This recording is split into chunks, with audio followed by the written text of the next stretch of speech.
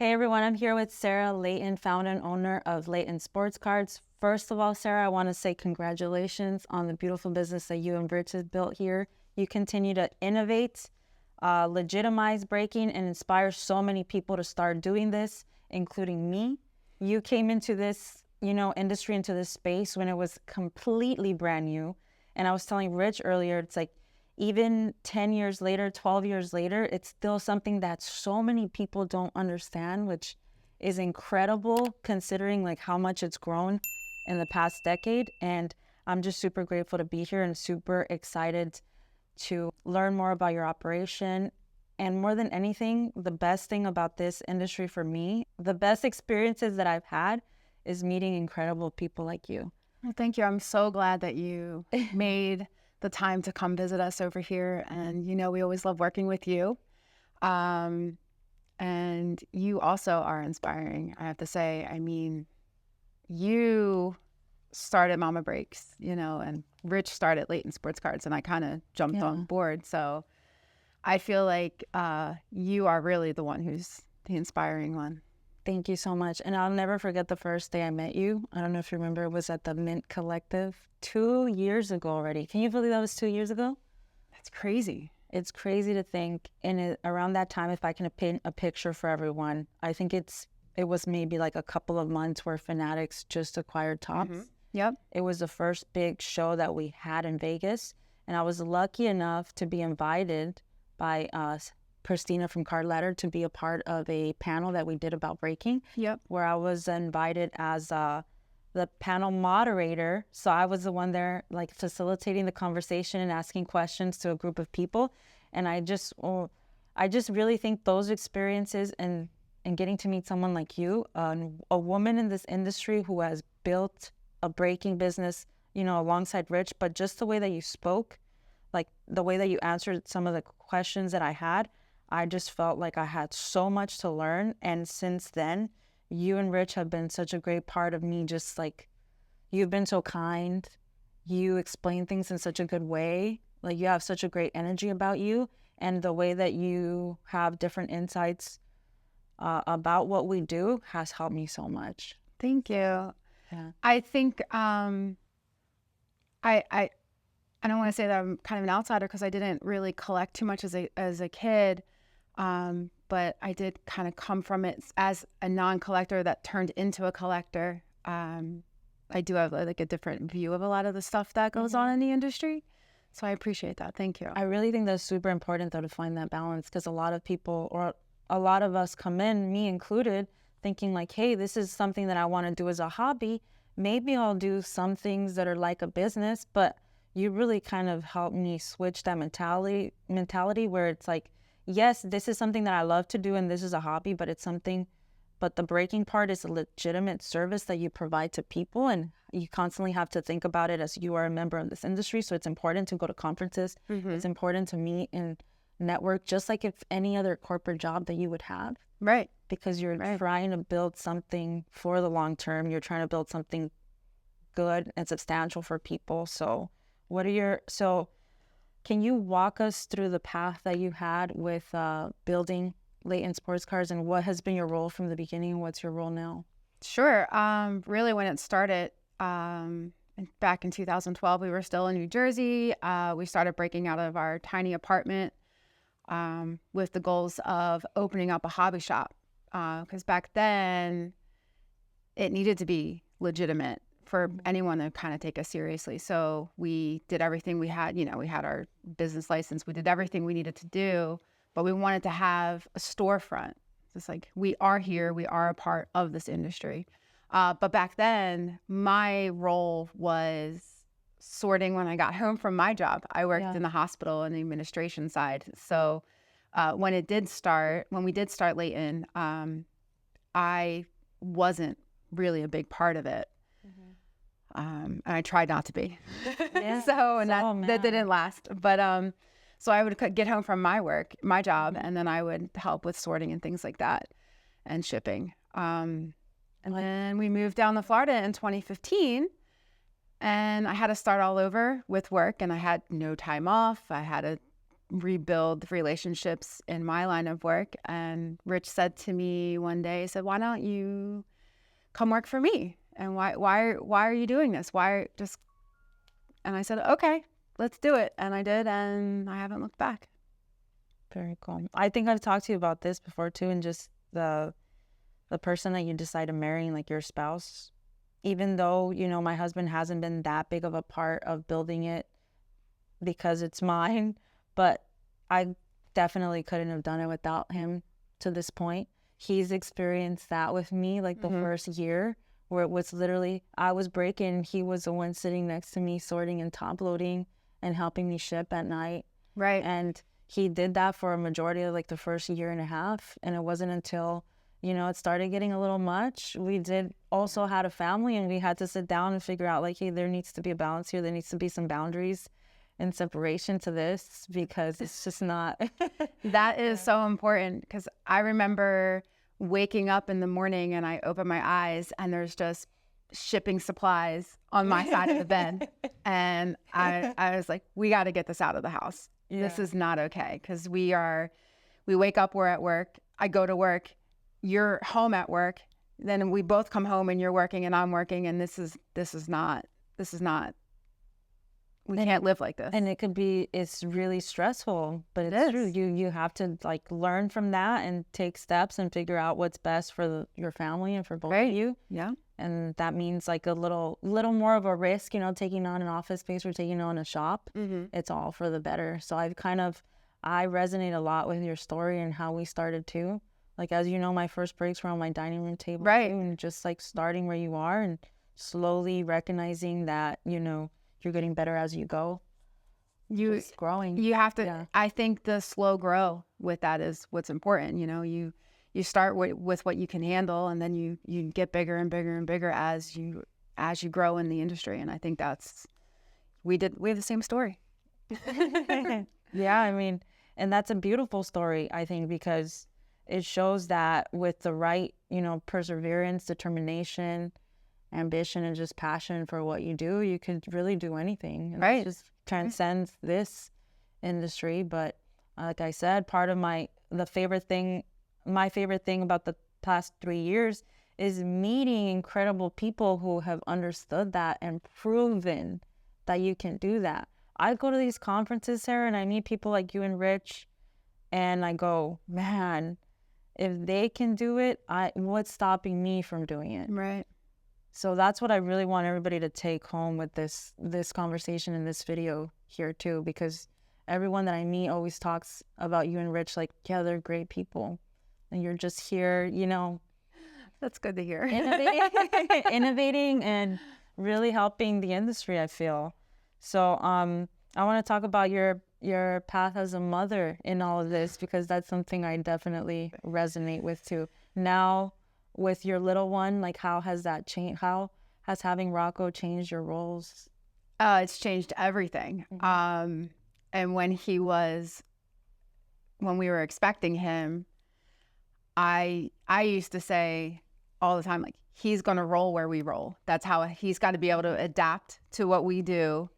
And he's going to travel with us, and that's it.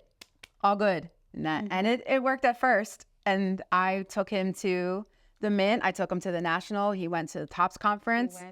He went everywhere. But we are at 22 months old, and that is no longer how it goes, because now we are in Rocco time.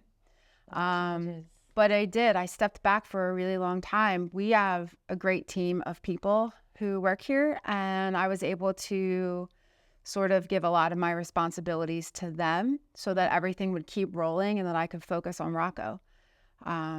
So it's only been a few months since I kind of stepped back, handling a lot of the administrative stuff. So the two things that I like two themes in my life that I've in the past 3 years kind of struggled with too is me as a entrepreneur, business owner, businesswoman, and mom. And a mom. So there's definitely sacrifices that have to be made, have to be made on both sides. Right. You know, you're not always the businesswoman, entrepreneur, and CEO that you want to be, because you have to make these sacrifices for your kids. But on the other hand, which is a lot worse too, you have to make some sacrifices as a mother to be where you want to be. Yeah. Your success. So how do you manage that? I think for us being around for as long as we have, it's a little easier because we do have such a big team. So I know there's always somebody, if I have to step back for Rocco, I can, because I know that I have someone here who can help out. I also have a very good caretaker for Rocco. So if I need to be with the business first, I know that I have somebody who is taking care of him at home while I'm working. And it also goes both ways, where there are days where I just want to be home with Rocco, and then there's days where I'm like, all right, see you when I get done today. Yeah. You know, it's a weird balance, because I will do anything for him, but I also do enjoy having time away and then being able to come home, and then he's so excited. He's like, Mama, and he, gets excited when I walk through the door instead of me just being there all day with him. Yeah. But I love being there all day with him. Yeah. So. But there's that thing, like you said, it's not necessarily just being away from him, I think, because I struggle with that feeling too. It's of course I want to be with my kids, but you're ambitious.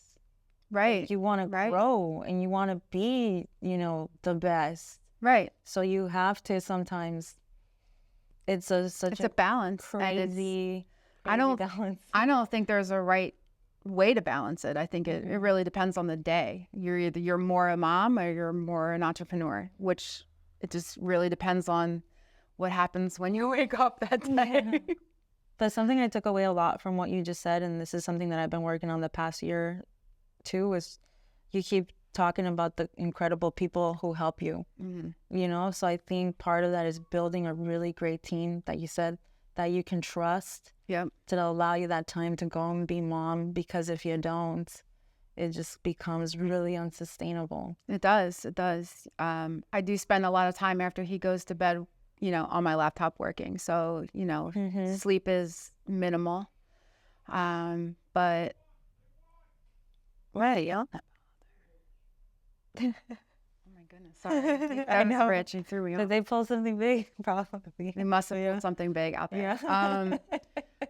Yeah, I mean, it's a balancing act, and it can get overwhelming sometimes, but it's good. I like I said to you earlier, it's good for them to see us working for things. Talk about that more. Why do you think it's good?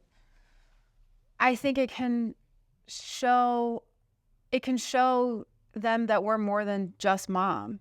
We're also an individual, and it can hopefully, all of our children are all still really young, but hopefully give them ambition to follow their own dreams when they're older. Yeah. Right? Yeah. I don't know. No, I love that you said that. I'm telling you, I continue to resonate with your thoughts here, because that's literally what drives me. I was a teacher, and I decided to quit to do this. And of course I missed the students, and I love what I did. I really did. But one thing that drove me was to prove to the students and who are growing up where I grew up that, hey, if I can do it, and I chose to do something that I really enjoy and I really love, and I'm building something for myself where I can be successful and do this as my career. I'm following my dreams, and in the same words, I would love to inspire other people to do the same. And I really want to stress that it's not easy, and that's what we're talking about here. If there's been one crutch, is the sacrifices that I've had to make, not being around my kids. And you even told me this, you're inviting me here this week. I remember our conversation was can you be away from the kids that long? And I'm like, I got to do this. Right. There's something I got to do, and I will be away. And I'm so, so lucky I have my grandmother and my husband at home who are home with them now. So, right. And we had this conversation earlier. I was telling you something that has helped me in the past year kind of get over the emotional aspect of it, is realizing that they're in good hands. Right. And they're happy. Right. Right. And if that's happening right now, I am working to build freedom for myself. Right. To be there more for them. As they grow up. So how do you feel about the freedom part? And do you feel like you're at a point where you feel like you can be the mom in every way that you want to be? I'm lucky that I do have that freedom, because we have such a big team. It is hard for traveling. I didn't go to the TOPS conference because you know, we don't live near our family. My family is all in New Jersey still. So if I wanted to leave Rocco with my sister, I'd have to fly her down, you know? Yeah. So, and she's got her own children. So Yeah, exactly. that's hard to do. But I am very fortunate that, like I said, we have a very good caretaker who, if she can, she will travel with us to go to events.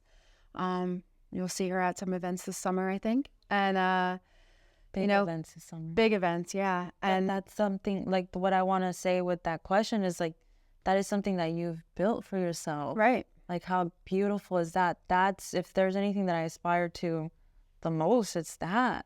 Like, being able to be like, hey, the kids are going to come with us to do this. Yeah. I really see you and Rich, and I see, like, Jeff, and how you just immerse your kids in everything that you do. That's the dream. Yeah. I'm excited to see how, as he grows up, how he gets into the hobby and see where he goes with it. Right now, his handling of cards is not very good. I would assume they're all folded in half. Pretty big hands. His cards.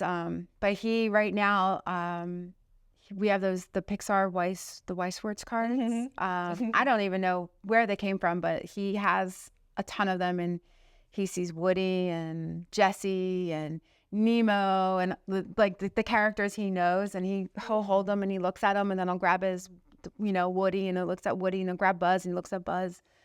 So he's starting to enjoy the cards. I don't think he fully understands it, obviously, but it's starting. It's exciting. Yeah, I'm super excited to see how Rocco grows and all of this. Do your kids collect cards?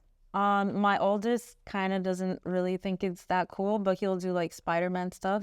But I'm really seeing that I and my youngest, Eli, he's 3 years old. He definitely goes into my office and grabs cards and just looks at them. Right. So I watch him do that, and I'm like, yeah, this it's exciting, guy, isn't it? I'm like, this guy's going to take over the business. So what do you think about, like, where do you see Layton in 10 years? And do you see Rocco taking over the business? I know Rich sees Rocco taking over the business, but I'm more of the mindset of he's going to do what he wants. Yeah. And he'll go in the direction that he wants to go in. I see in 10 years more locations. Okay, cool.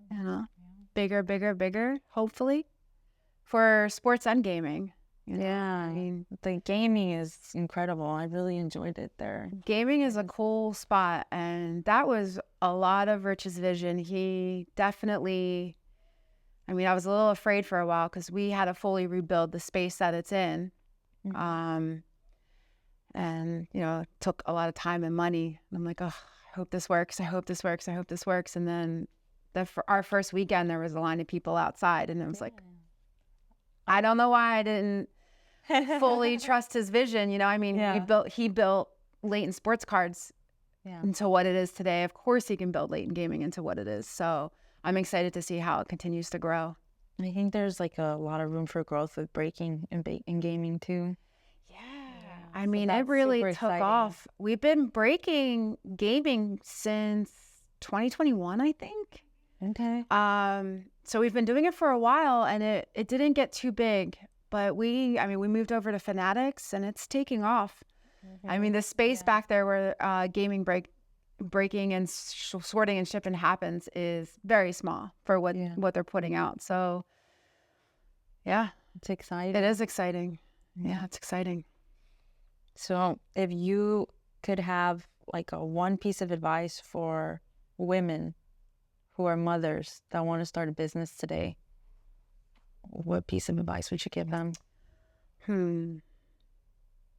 Don't be afraid to ask for help, because you're going to need a support system. And I think that's really important, really, for anybody, not just mothers or women, anybody.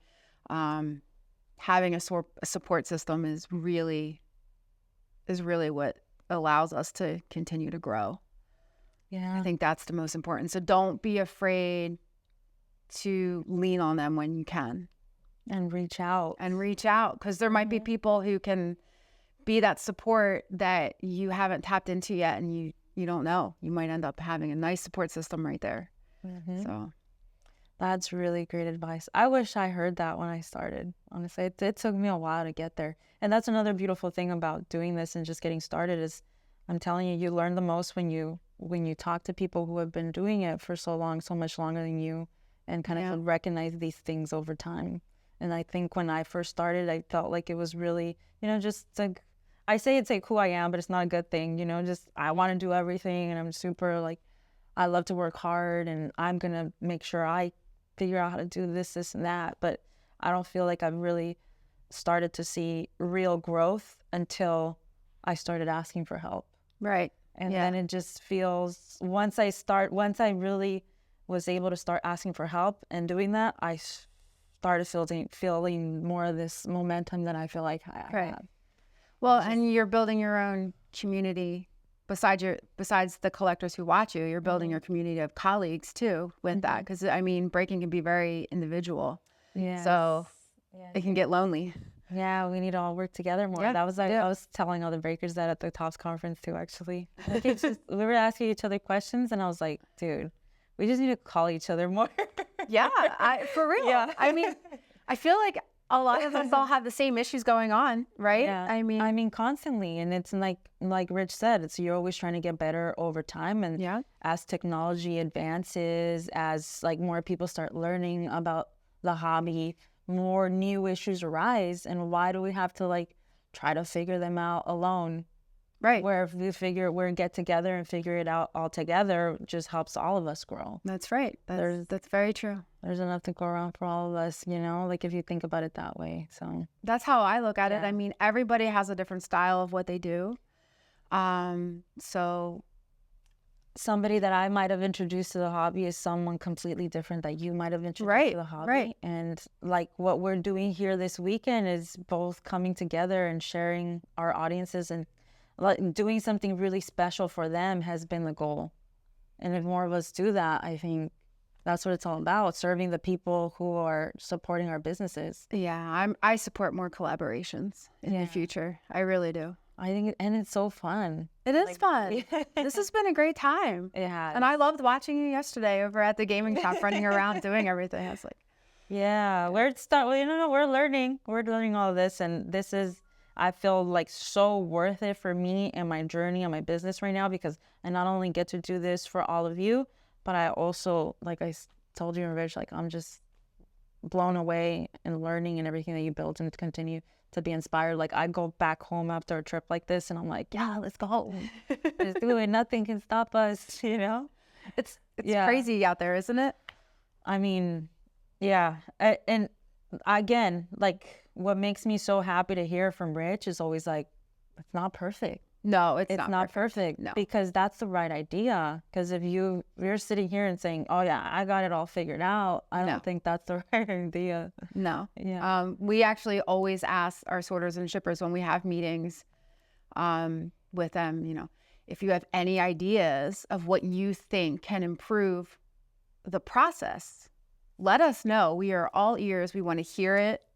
We've changed our process many times over the last, 12 years? Yeah, that's 12 what Rich years? said, yeah. You said you've done it every possible way that you think. We think we've done it ever, and we always think it's the best way to do it. And at this point, I don't. But we have so many people who work here who have different ways of thinking and different ideas that can improve how everything gets streamlined and done to just make it better. And we're always open to hear that. We're always open for new ideas. So one last question here I want to ask you, Sarah, and this is like something that I feel like we both have been asked maybe 1,000 million times since in the past 2 years, since even content has grown, is how do you feel about the role of women in the hobby, in the industry? How has it changed since you've first experienced it, and where do you see it going in the future? It's been really nice to see how it's changed over the years since 2012. The first conference that I went to, the only women who were there were the wives who were just there for the trip, So we used to hang out with just guys. So every time I would see another woman, I was like, oh God, there's another woman. I'm so excited that there's someone else I can talk to. Yeah. And as the years have gone on, it's been nice to actually have friends, you know. Julie, who is one of my best friends, I met her very early on, and she's been, I met her at a national in Baltimore. So that was actually, I think that was in 2011. I didn't know that. Yeah. That's crazy. Yep. We met in Baltimore. For anyone that doesn't know Julie, she's amazing. She is amazing. Julie, you're the best.